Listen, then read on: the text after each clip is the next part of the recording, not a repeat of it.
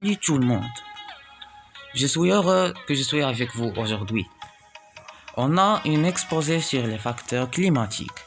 Je suis votre ami Mohamed Taha El Adli. Cet exposé est encadré par le professeur Ahmed Maïtash. Bienvenue pour tous. Introduction. Le climat est l'ensemble des conditions atmosphériques et météorologiques propres à une région du globe. Le climat d'une région est déterminé à partir de l'étude des facteurs climatiques, évolués sur plusieurs dizaines d'années. Ces facteurs climatiques jouent un rôle important dans la répartition des êtres vivants. Donc, comment peut-on représenter ces facteurs climatiques et comment ces facteurs climatiques influent sur les êtres vivants? Maintenant, on va répondre sur ces questions. Premier paragraphe. Appareil de mesure des facteurs climatiques. Pour mesurer les facteurs climatiques, on a besoin des appareils qui sont.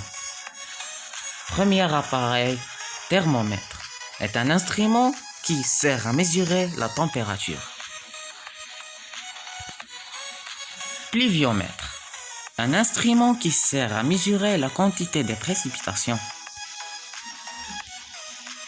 Hygromètre, un instrument qui sert à mesurer l'humidité.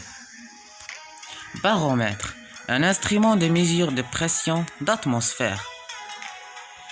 Anémomètre, un instrument qui sert à mesurer la vitesse du vent.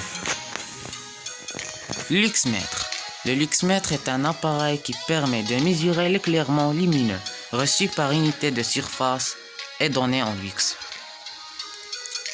Deuxième paragraphe. Formation des facteurs climatiques à l'échelle nationale. Au Maroc. Variation des précipitations. La quantité de précipitations diminue du nord vers le sud selon d'autres facteurs qui sont la continentalité et le relief, et bien sûr à l'échelle nationale, bien au Maroc. Sur l'image ci-dessous, on voit la pluviométrie moyenne annuelle. Le voilà.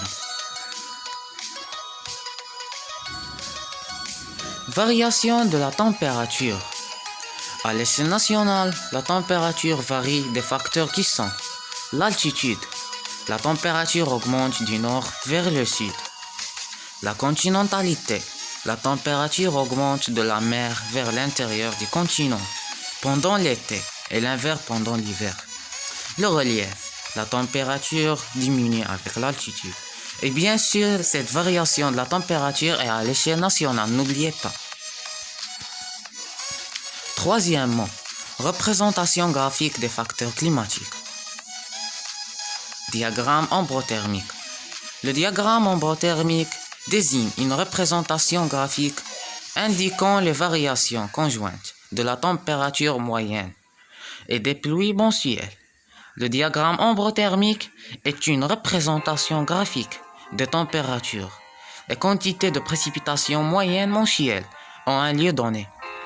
Il comporte un axe horizontal où sont placés les 12 mois de l'année et deux axes verticaux, un à gauche pour les précipitations et l'autre à droite pour les températures. Les précipitations mensuelles sont représentées par un histogramme bleu et les températures mensuelles par une courbe rouge. L'intérêt du diagramme ombrothermique est qu'il permet d'un seul coup d'œil de caractériser un climat. En effet, il peut nous révéler si le climat sec, humide, etc. Diagramme bioclimatique d'Amberger. Le climagramme d'Amberger permet de déterminer l'état bioclimatique d'une station donnée. Il est déterminé à partir de formule Q égale à 2000 P sur M2-M, dont P, précipitation annuelle en millimètres. M majuscule, la température maximale du mois le plus chaud en Celsius. M, la température minimale du mois le plus froid en Celsius. Donc on a fini notre projet. J'espère que vous avez bien compris. Et je remercie le professeur pour cette vidéo. Et merci.